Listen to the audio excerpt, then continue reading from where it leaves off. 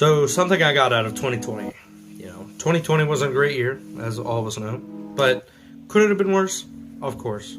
I was probably in the darkest point of my life at near the beginning of 2020. I had just gone through a breakup with a girl who I was pretty positive was who I was going to marry. Obviously, sometimes life doesn't work out how we plan it. But luckily, I managed to get out of that with the help of friends and a lot of just really kind of sitting and feeling. Because one of the things that I've tended to do in the past is just try to move on so quickly that I don't take time to really feel stuff. So taking some time, really feeling things. Went through a goth phase, basically you could call it. Here's a picture of that. Yeah, right? Ew, gross. But yeah, at the time it felt like that was right. Was to, as I was saying in that time, was kind of just embrace the darkness because, as phasey as that sounds, as it was really what helped me get through was kind of not try to be oh, everything's great, everything's okay, because it wasn't for me. Everything was kind of terrible at that time. So I was just full on gonna be hey, let's just feel this. But 2020 also ended up being one of the most beneficial and life-changing years of my life. Not only because I went through that, but when I got out of it, I came back hard. When I came back, I really started focusing on things that were very me-oriented. One of my best friends, Tyler, was very inspirational and very pushy in a good way, in a way that I needed. I don't want to make that sound like it was bad. At that time, that I should start following some of the things I had talked about in the past, like YouTube and Twitch. So, all I kind of needed was that kick in the butt to just really start it. I made my YouTube channel in 2013 or 14. Same with my Twitch, and I had always made videos, but I had never put them anywhere. I just make them, edit them, show them to people, and that was it.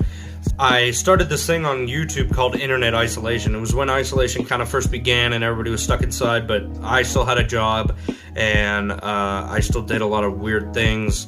What actually started it was, if you go back to the very first video on my YouTube channel, we had mice where I work. And basically the first 5 or 6 videos are me trying to catch these mice and get them out of our beer distributor.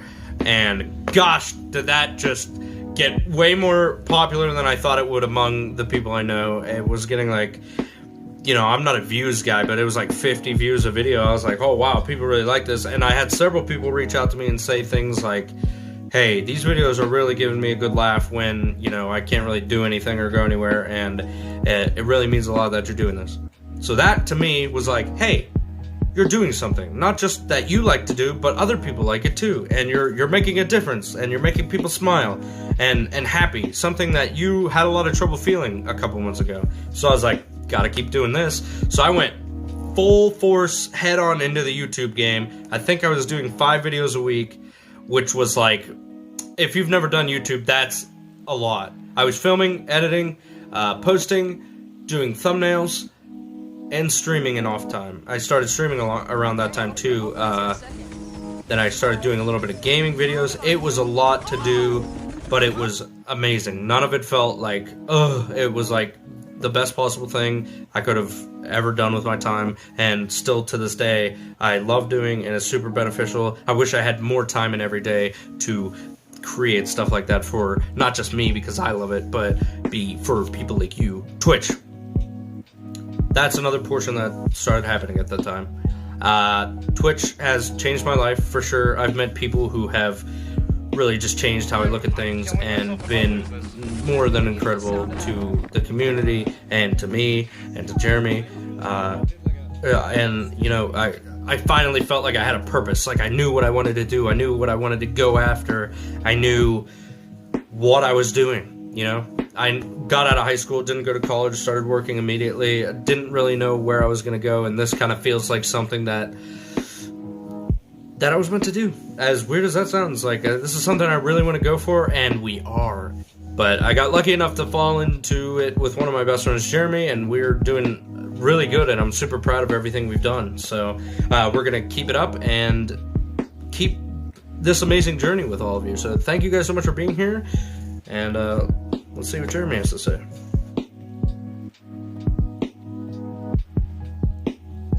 "2020. You guys know it was a shit year, right? Everybody knows that. I think everybody in the entire world knows how awful 2020 was. That being said, though, I think a lot of good came out of it, for me personally at least. At the beginning of 2020, I was extraordinarily depressed, and probably the worst I've ever been. And I've struggled with depression most of, my adult life. And I don't want anyone to feel bad for me or anything at all about that, because I've dealt with it my whole life, and it's fine. I was at my lowest point, though, at the beginning of the year. Shortly before all this nonsense happened with the worldwide pandemic, my girlfriend and I at the time separated. It was a very, very difficult separation for me. However, it did lead to me being able to do more of the things I loved, and being able to re-find myself that I lost a long time ago. So I'd always done things I wanted to, and things that made me happy most of my teenage years.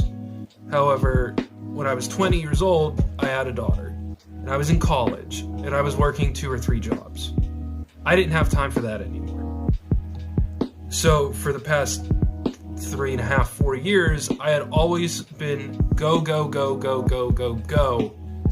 never having time for myself, and never having time to reflect on how I feel about things, or how I would make myself better, or just get out of my funk. I almost always was go, work to school, to work, to doing homework and being home with my kid.